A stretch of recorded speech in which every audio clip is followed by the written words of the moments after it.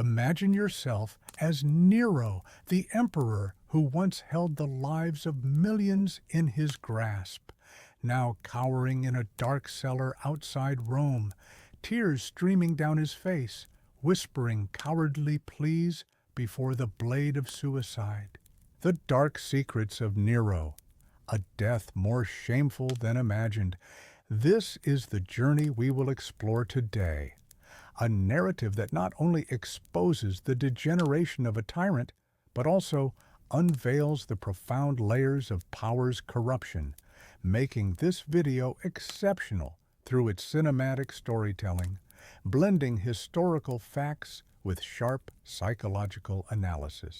Envision it more clearly.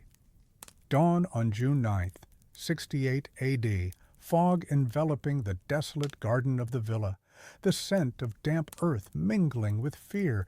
You, Nero, sitting on the cold stone floor, your hand trembling with the knife, memories of lavish banquets now reduced to nothingness echoing in your mind, your heart filled with regret mixed with self-pity, wondering if the power that once brought joy is now a curse. In the minutes ahead, you will not only follow Nero's path from a violent origins to his downfall, but also derive profound lessons on human corruption, how power destroys the soul, offering superior cognitive value that helps you view history and modern society through a fresh and cautionary lens. Do not avert your eyes from the screen, for behind that wretched death lies a secret that could forever change how you understand ambition and its consequences. The dark secrets of Nero, a death more shameful than imagined.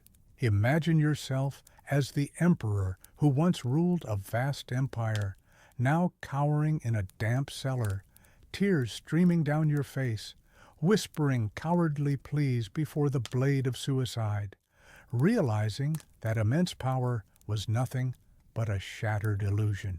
From the introduction that depicted that tragic scene, we now delve deeply into the dark secrets behind Nero's death, where the degeneration of a tyrant is exposed through historical details that send shivers down the spine.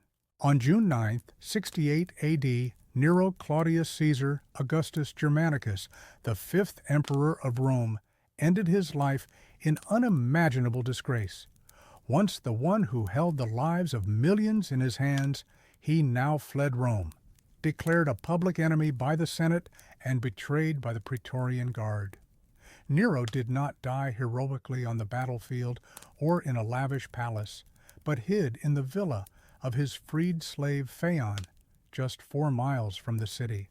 He walked through dark fields, his face covered by a cloak, accompanied by 4 attendants: Phaon, Epaphroditus, Neophytus, and Sporus, the castrated boy he called his wife.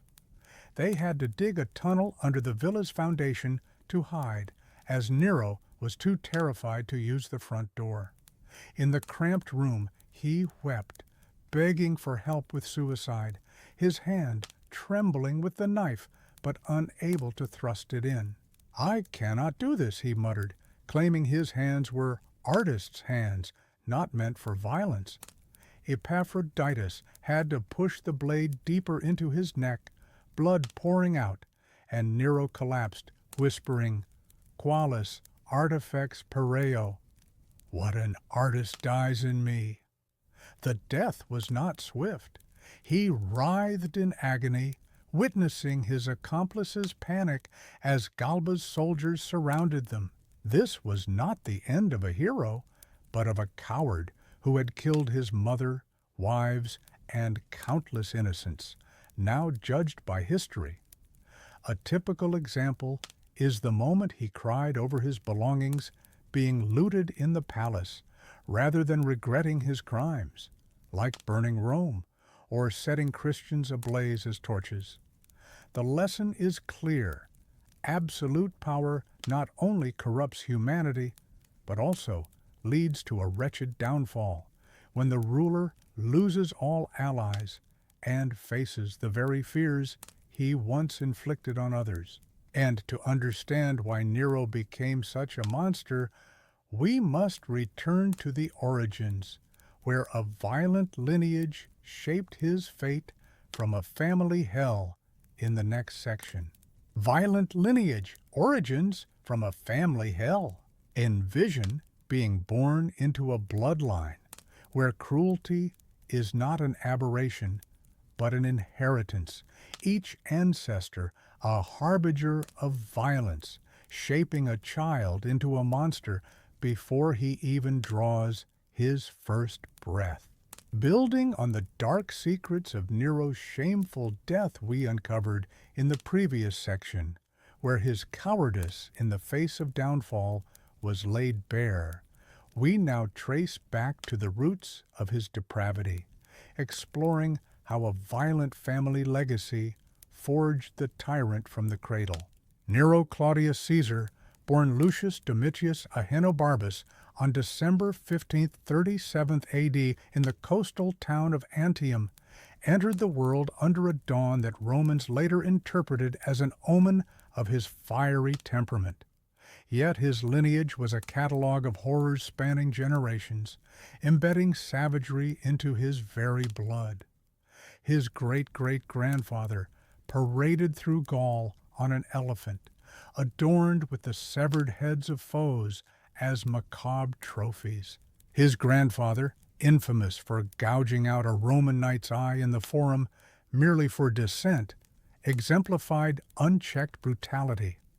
Nero's father, Gnaeus Domitius Ahenobarbus, was a man of such vicious repute that upon his son's birth he chillingly remarked to congratulators, "Nothing that was not abominable and a public bane could be born of Agrippina and myself." Prophetic words that foreshadowed the emperor's reign of terror. This paternal legacy was one of random violence. Gnaeus once ran over a child in the street for sport and assaulted a senator without provocation, dying young, possibly from dropsy or poison, leaving Nero fatherless at 3. But the true architect of his darkness was his mother, Agrippina the Younger, sister to the mad Caligula and great-granddaughter of Augustus.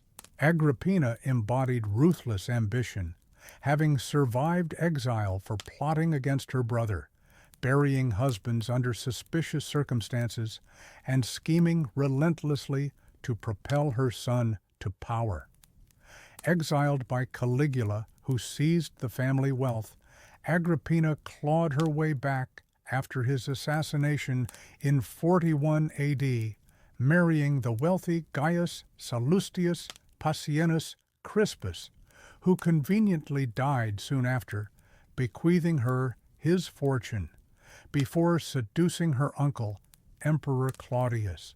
A vivid example of her cunning, she orchestrated the execution of Claudius's wife, Messalina, after the latter's scandalous mock marriage to a lover, paving the way for her own incestuous union with Claudius in 49 AD, despite Roman laws forbidding uncle-niece marriages.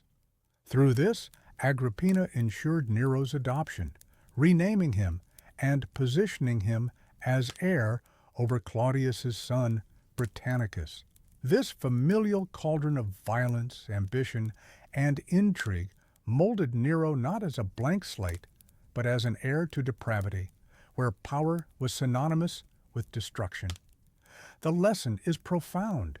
Inherited cruelty, unchecked by moral anchors, perpetuates cycles of tyranny, demonstrating how a toxic lineage can predestine an individual to moral ruin, amplifying personal flaws into historical catastrophes. Yet, this violent heritage was merely the foundation, leading us to the manipulative schemes of Agrippina that paved a blood-soaked path to the throne in the next chapter. Succession to power, the murders of Claudius and the innocent Britannicus.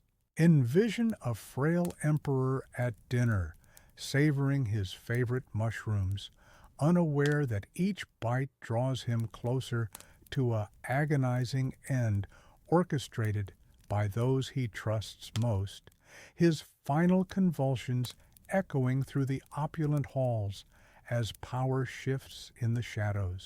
Continuing from Agrippina's blood-soaked schemes that elevated her son through seduction and betrayal, as detailed in the previous exploration, we now confront the ruthless eliminations that secured Nero's throne, transforming calculated ambition into overt regicide and fratricide. In October 54 AD, Emperor Claudius, Agrippina's uncle and husband, sat down to what would be his last meal, a dish of mushrooms laced with deadly poison by his wife's hand. This act was no impulsive crime, but a meticulously planned assassination to accelerate Nero's ascension. Agrippina, impatient with Claudius's lingering rule, administered the toxin herself, ensuring it mimicked a natural ailment. When the initial dose faltered, she summoned Locusta, a notorious poisoner who thrust a feather dipped in venom down the emperor's throat under the pretense of aiding his vomiting. Claudius writhed in torment, his body convulsing as the poison ravaged his insides, his stammering pleas lost in gurgling agony. He died that night, aged 63, leaving the throne to his adopted son Nero, then only 17. The young emperor's early reign feigned benevolence. He reduced taxes, distributed gifts, and lamented signing death warrants, declaring, "How I wish I had never learned to write." Yet, beneath this facade lurked paranoia, targeting his stepbrother Britannicus, Claudius's biological son, and a potential rival, at just 14 years old. The murder unfolded during a palace dinner in 55 AD, surrounded by Rome's elite. Britannicus requested cooled wine, unknowingly sipping water tainted with Locusta's poison. He convulsed immediately, his face turning blue, eyes rolling back, foam spilling from his mouth as spasms racked his frail body. Nero, unmoved, dismissed it as an epileptic fit, a known affliction, continuing his meal while the boy's corpse was removed, the feast resuming amid horrified silence. This cold execution eliminated any threat to Nero's legitimacy, solidifying his grip through terror veiled as normalcy, a specific illustration of the era's brutality. Britannicus's death not only orphaned him of paternal legacy, but symbolized the erasure of rivals, with Nero later mocking the boy's memory in public spectacles. The lesson is stark. Power seized through murder breeds perpetual insecurity, illustrating how regicide and fratricide erode moral foundations, turning heirs into executioners and thrones into blood-stained relics, where trust dissolves into calculated elimination. Nevertheless, this violent consolidation masked an initial illusion of prosperity under advisory influence, beckoning us to the deceptive 5 good years in the forthcoming chapter, where reality began to fracture. Agrippina's schemes, the blood-soaked path to the throne. Envision a cunning woman, exiled to a barren island with her infant son, stripped of fortune, transforming her rage into a meticulously orchestrated web of seduction, betrayal, and murder to seize the imperial crown for her bloodline. Extending from the violent family legacy we examined in the prior section, where Nero's heritage laid a foundation of inherited brutality, we now unravel Agrippina's masterful manipulations that propelled her son toward power, staining the path with calculated bloodshed. Agrippina the Younger, sister to the tyrannical Caligula and descendant of Augustus, embodied ambition sharpened by survival. Banished by her brother in 39 AD for plotting against him, she endured isolation on a desolate island, her family's wealth confiscated, leaving young Nero in the care of his Aunt Lepida, with only a dancer and barber as guardians. Yet, Agrippina's exile honed her resolve. Upon Caligula's assassination in 41 AD, when her uncle Claudius ascended the throne, she swiftly maneuvered her return. Marrying the affluent Gaius Sallustius Passienus Crispus, she inherited his vast fortune after his suspiciously timely death, positioning herself as a force in Roman politics. Her ultimate target was Claudius himself, a stammering, aging emperor wed to the infamous Messalina, whose scandalous mock marriage to her lover Gaius Silius in 48 AD, whether a drunken jest or coup, provided the perfect pretext. Agrippina exploited this, ensuring Messalina's execution and seducing Claudius into an incestuous union in 49 AD, defying Roman laws against uncle-niece marriages through imperial decree. At 12, Nero witnessed his mother's ascent to empress, a role she wielded to secure his future. She persuaded Claudius to adopt Nero, renaming him Nero Claudius Caesar Drusus Germanicus, granting him precedence over Claudius's biological son, Britannicus. By 13, Nero donned the toga virilis. At 14, he was proclaimed heir. At 15, he married Claudius's daughter Octavia, intertwining family ties into unbreakable political bonds. Agrippina's influence extended to state affairs, demanding consultations, co-seating at ceremonies, and even her image on coins, acts that sowed seeds of resentment in Nero. A striking example of her ruthlessness, she orchestrated the removal of rivals, including poisoning potential threats, all while grooming Nero as her puppet, unaware that her dominance would eventually ignite his paranoia. This ascent was no mere rise, but a trail of corpses, husbands, rivals, and innocents, fueled by a mother's warped love. The lesson is evident. Ambition unchecked by ethics breeds familial treachery, revealing how a parent's protective schemes can mutate into tools of destruction, perpetuating cycles of power that devour their creators. However, this bloody ascension merely set the stage for Nero's rule, drawing us into the murders of Claudius and the innocent Britannicus that solidified his grip on power in the next chapter. Betrayal of his own mother? The gruesome demise of Agrippina. Envision a devoted mother having clawed her way to power through exile and intrigue, now facing the ultimate betrayal as her son, the emperor she created, devises an elaborate trap to drown her in the dark waters of the Bay of Naples. Advancing from the illusory 5 good years under advisory restraint we analyzed in the preceding chapter, where Nero's benevolence masked simmering resentments, we now confront the pivotal fracture, his calculated matricide of Agrippina, a deed that unleashed his unrestrained tyranny and stained his reign with familial blood.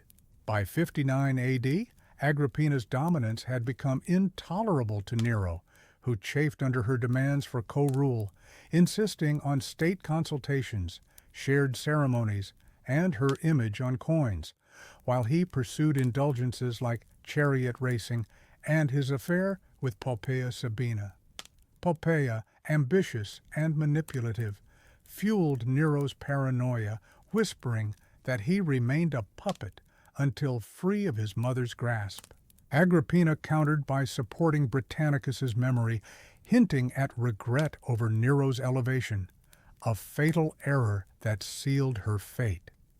Nero, fearing her influence with the military and populace, plotted an accidental death to maintain plausible deniability. He commissioned a collapsible boat, rigged with a lead-weighted cabin to crush occupants at sea, inviting Agrippina to a reconciliatory festival at Baiae on March 23, 59 AD. She boarded in high spirits, unaware of the peril, accompanied by her friend Asaronia and servants. As the vessel reached deep waters, the mechanism activated, crashing down with thunderous force. But fate intervened. Asaronia perished under the debris, while Agrippina, an adept swimmer, leaped overboard, evading oars and hooks from the crew as she stroked through the night waves toward shore, her sodden robes dragging yet her survival instincts prevailing.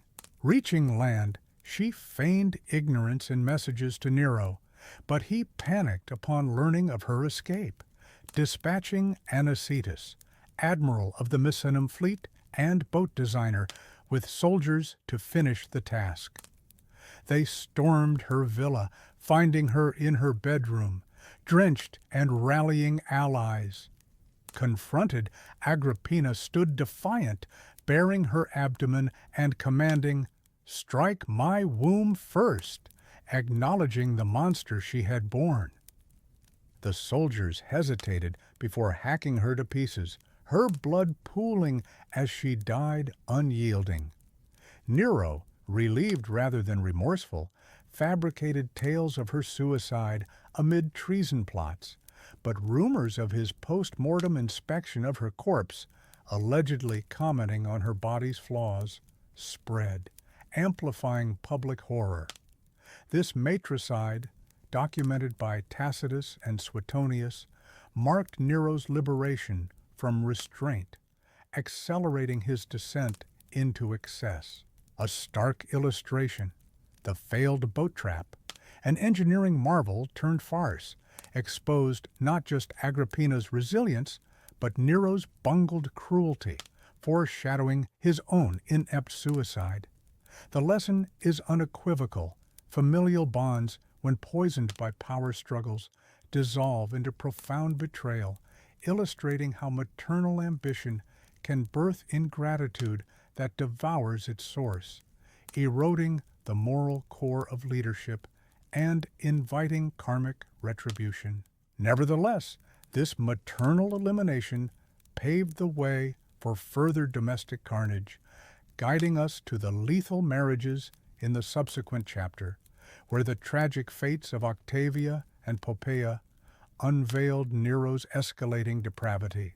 The 5 good years, illusion under advisory influence. Envision a young emperor ascending the throne with promises of mercy and reform, his subjects breathing sighs of relief after decades of paranoia, only to discover that this golden era is but a fragile veneer masking the darkness brewing beneath. Following the blood-soaked successions we dissected in the prior chapter, where Nero eliminated Claudius and Britannicus to claim unchallenged power, we now examine the deceptive tranquility of his early reign, a period of apparent prosperity, guided by influential advisors, yet riddled with omens of impending tyranny.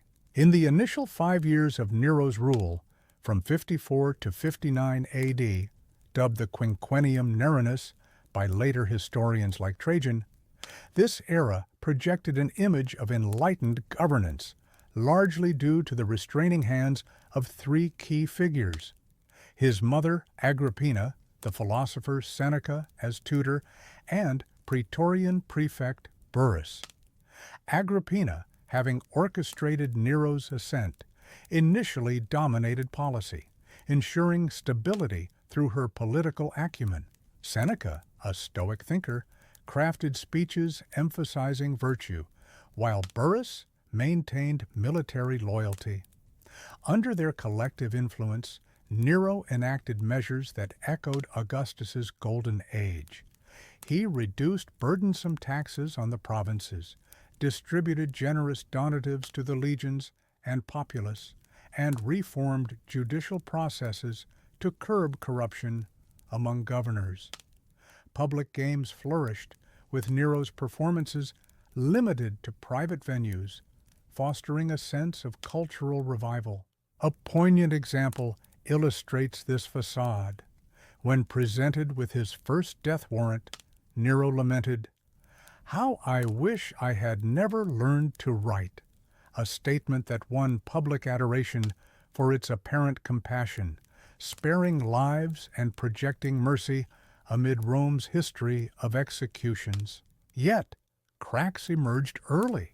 Nero's growing resentment toward Agrippina's interference, his private indulgences in chariot racing and theater, and subtle purges of potential rivals hinted at the paranoia inherited from his lineage. Seneca's later writings, including De Clementia, dedicated to Nero, reveal attempts to instill moral governance, but the emperor's superficial adherence exposed the illusion. Prosperity stemmed not from Nero's character, but from advisory curbs, which he increasingly chafed against. This period of relative peace masked economic strains, such as debased currency to fund extravagances, and ignored brewing discontent in the provinces. The lesson is unmistakable. Initial benevolence in leadership often conceals underlying flaws, demonstrating how external guidance can temporarily veil a ruler's innate corruption, but without internal virtue, such illusions inevitably shatter, leading to unchecked despotism that erodes empires from within. However, this deceptive harmony fractured under familial tensions, propelling us to the betrayal of his own mother in the next chapter, where Agrippina's gruesome demise exposed Nero's true, monstrous nature. Deadly marriages, the tragic fates of Octavia and Poppaea. Envision a virtuous empress, bound and bleeding in exile, her final pleas echoing across a desolate island as her severed head is presented as a macabre trophy, symbolizing how love in the imperial court twisted into a lethal instrument of ambition and rage. Progressing from the gruesome matricide of Agrippina we detailed in the previous chapter, where Nero's liberation from maternal control unleashed his inner demons, we now delve into the fatal unions that further exposed his depravity, turning marital bonds into chains of betrayal and bloodshed. With Agrippina eliminated in 59 AD, Nero's restraints shattered, allowing his passions to dictate policy and personal life. His marriage to Octavia, Claudius's daughter, and a political alliance forged at age 15 had always been loveless, her quiet virtue clashing with his excesses. By 62 AD, infatuated with Poppaea Sabina, the ambitious, sensual wife of his friend Otho, Nero sought divorce, initially citing invalidity due to their close relation. Public outcry forced a retreat, but Poppaea's manipulations prevailed, convincing Nero that Octavia threatened his rule. Fabricated charges of adultery ensued. Octavia was accused of affairs with slaves, her alleged lovers tortured into confessions, their screams resonating through imperial dungeons. Despite riots in Rome, crowds toppling Poppaea's statues and adorning Octavia's with flowers, Nero persisted, arresting her for treason and exiling her to Pandateria, the barren isle where her grandmother Julia had perished. Mere days later, fearing her popularity, he ordered execution. At 20, Octavia faced soldiers who bound her, slitting her veins in a merciful Roman fashion, her blood draining slowly as she invoked her father Claudius and slain brother Britannicus. Her head was severed and delivered to Poppaea, who gazed upon it with triumphant glee, a grotesque bridal gift. 12 days hence, Nero wed Poppaea in extravagance, her ascension built on Octavia's corpse. Yet this union proved equally doomed. Poppaea bore a daughter, Claudia Augusta, in 63 AD, sparking brief joy and empire-wide festivities. But the infant died at 4 months, plunging Nero into fury. Pregnant again in 65 AD, Poppaea confronted Nero over his chariot obsessions. In a rage, he kicked her swollen abdomen, causing fatal hemorrhaging. She collapsed, clutching her belly as blood pooled, her unborn child perishing with her. Nero, unmoved, disposed of her remains without remorse, later mourning superficially while pursuing depravities. A chilling example, Poppaea's death, per Suetonius, stemmed from a trivial dispute, highlighting Nero's volatility, transforming a partner in crime into another victim. The lesson is stark. In tyrannical regimes, marriages become battlegrounds of power, where affection yields to paranoia and ambition, eroding human bonds into tools of destruction and leaving legacies of regret that haunt the perpetrator long after the graves are filled. Even as these domestic horrors unfolded, greater calamities loomed, drawing us to the inferno that engulfed Rome in the next chapter, where fire consumed the city and Nero's opportunism ignited eternal infamy. The Great Fire of Rome, flames devouring the city and opportunities for rebuilding. Envision the eternal city engulfed in roaring flames, wooden tenements collapsing like tinder as screams pierce the night, while an emperor watches from afar, his voice rising in song amid the chaos, turning catastrophe into a canvas for his grand designs. Transitioning from the deadly marriages we explored in the previous chapter, where Nero's unions with Octavia and Poppaea devolved into betrayal and violence, we now ignite the narrative with the cataclysmic inferno of 64 AD, a blaze that not only ravaged Rome, but also exposed the emperor's opportunistic soul, blending destruction with ambitious reconstruction.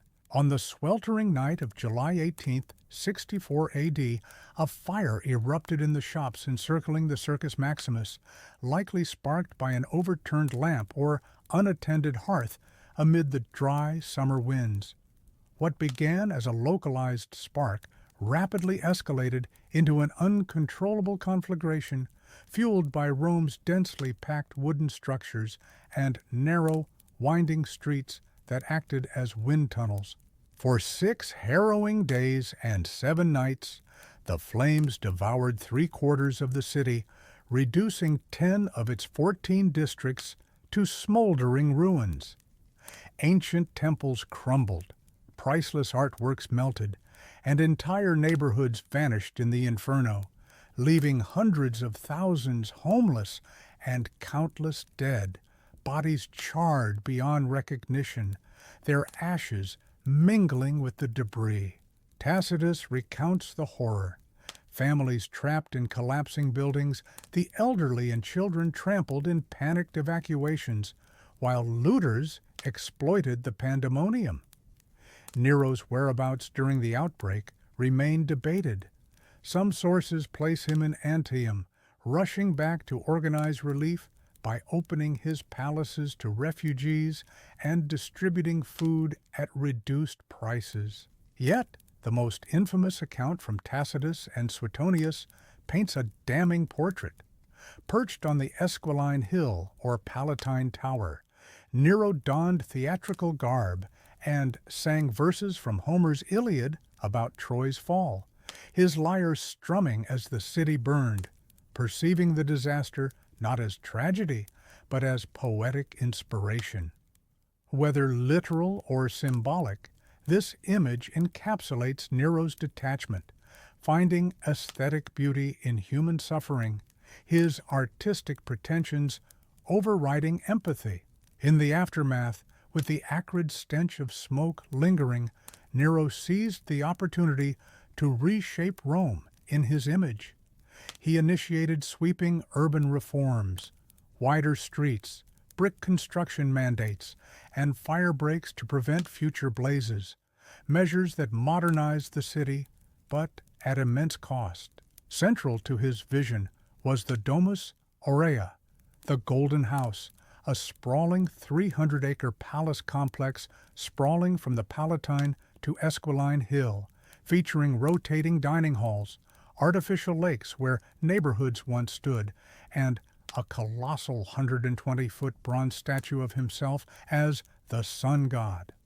Funded by exorbitant taxes and seized lands, this opulent folly, adorned with gold leaf, ivory ceilings, and gem-encrusted walls, symbolized Nero's megalomania, displacing survivors for personal grandeur. A specific illustration of this exploitation. As bodies were still being extracted from rubble, Nero's architects sketched amid the ashes, evicting the destitute to excavate his pleasure gardens, igniting rumors that he had orchestrated the fire for urban renewal. The lesson is profound. Catastrophes often reveal a leader's true character, demonstrating how crises can be manipulated for personal gain, where empathy yields to ambition, perpetuating inequality and sowing seeds of resentment that undermine empires. Amid this fiery rebirth, however, Nero's scapegoating ignited even darker persecutions, leading us to the next chapter where Christians became living torches in his garden feasts. Persecution of Christians, living torches in the garden feasts. Envision innocent believers coated in pitch and ignited as human torches, their agonized screams illuminating an emperor's nocturnal banquets, transforming faith into fuel for sadistic entertainment amid the ruins of a smoldering city. Evolving from the great fire of Rome we ignited in the prior chapter, where flames ravaged the eternal city and afforded Nero rebuilding opportunities laced with opportunism, we now illuminate the ensuing scapegoating, where the emperor's blame-shifting birthed one of history's earliest systematic persecutions, turning a nascent religious sect into victims of imperial wrath.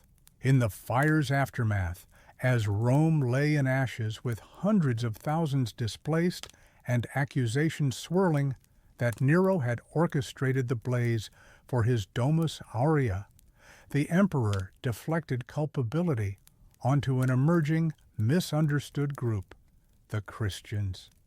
This Jewish offshoot from the eastern provinces, worshiping a crucified Galilean as divine and prophesying apocalyptic fires, appeared alien and subversive to Romans, making them ideal targets for Nero's propaganda. Tacitus records that in 64 AD, Nero initiated arrests on fabricated charges of arson, but the persecution transcended mere justice, morphing into theatrical cruelty designed to placate the masses and showcase imperial power.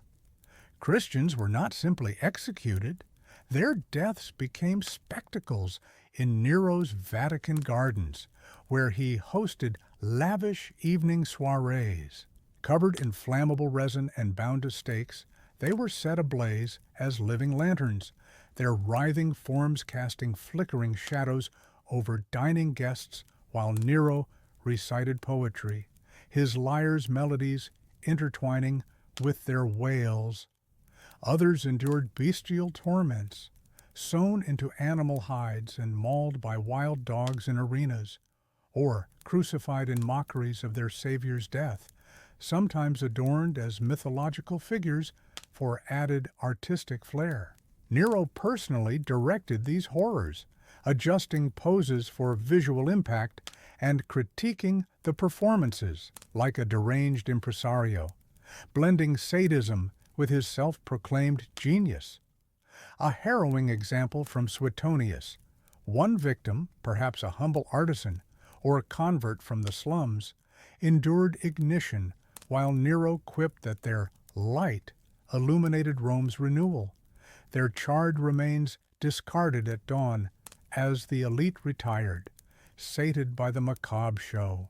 This campaign, though localized to Rome and claiming hundreds, marked Christianity's first major imperial clash, forging martyrs like Saints Peter and Paul, traditionally executed under Nero, and accelerating the faith's underground spread through tales of endurance. The persecution scale reflected Nero's desperation to unify a fractured populace post-fire, diverting rage from his excesses to a convenient other. The lesson is unequivocal. Scapegoating minorities amid crises perpetuates tyranny's cycle, revealing how leaders exploit fear to consolidate power, dehumanizing the vulnerable and sowing seeds of resistance that ultimately outlast the oppressor, transforming persecution into enduring legacies of faith and defiance. As this religious terror deepened Nero's isolation, personal depravities escalated, compelling us to the next chapter, where Sporus and unspeakable perversions unveiled the emperor's most intimate horrors. Personal degeneration, Sporus, and horrific depravities. Envision a young boy, barely into adolescence, held down by imperial physicians as a heated blade severs his manhood, his screams echoing through gilded halls, all to satisfy an emperor's twisted longing to resurrect a murdered wife in living flesh.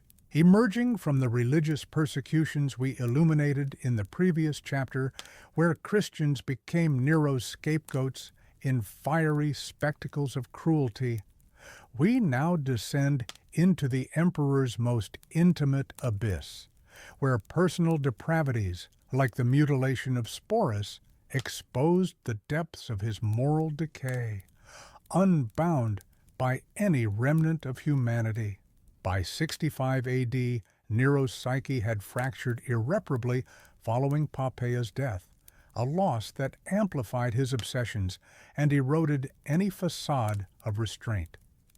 Bereft of his manipulative consort, whose pregnancy he had ended with a fatal kick during a quarrel over his chariot indulgences, Nero sought solace in increasingly perverse recreations.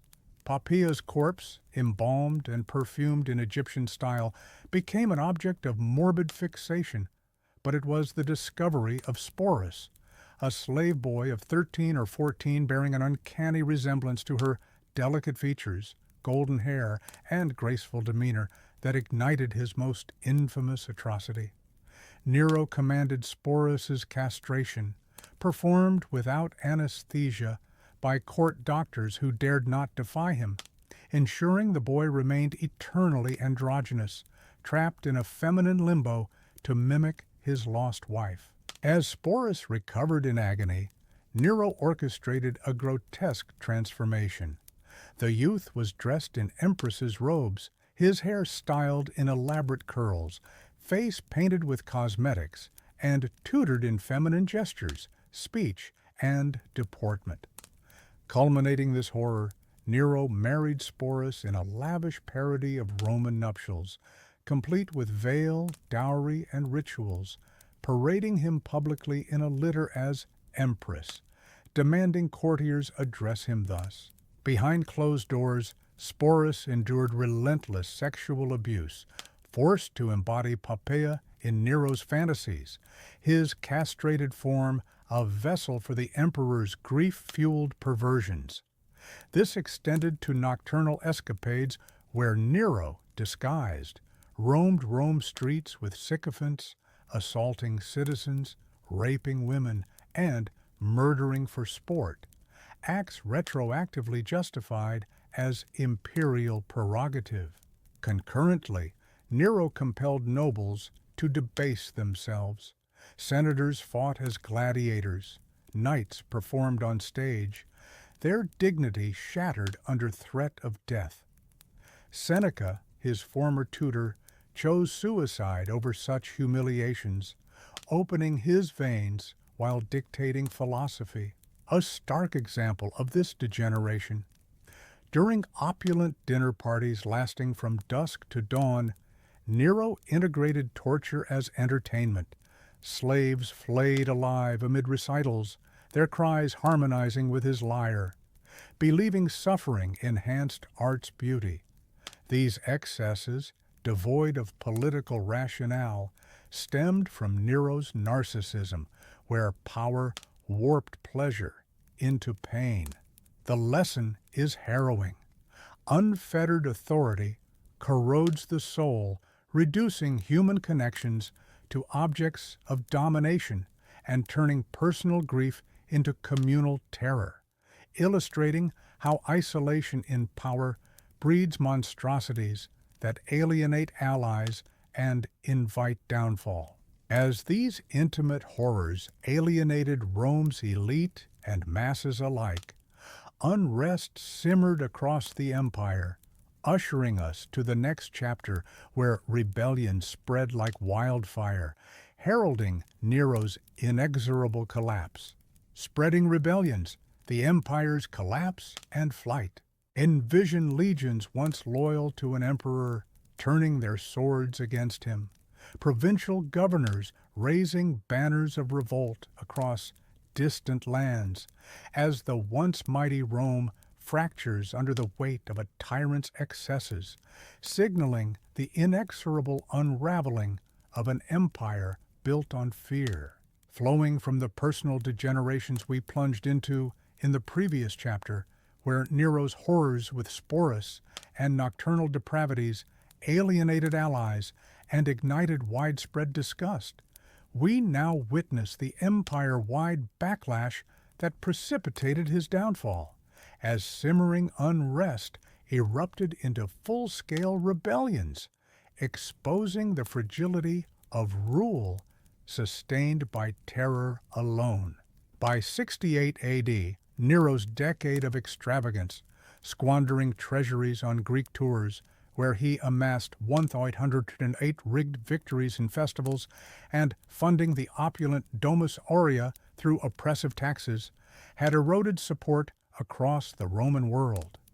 The catalyst ignited in Gaul, where Governor Gaius Julius Vindex, a Romanized noble disillusioned by Nero's artistic pretensions and fiscal demands, rallied Gallic tribes against the harp-player emperor, proclaiming the need for a leader of true Roman virtue. Vindex's uprising, though not aimed at seizing the throne himself, allied with Galba, the elderly governor of Hispania Tarraconensis, who commanded seasoned legions and declared himself emperor in April 68 AD. Rebellions cascaded. In Africa, Lucius Clodius Macer withheld grain shipments to Rome, starving the capital.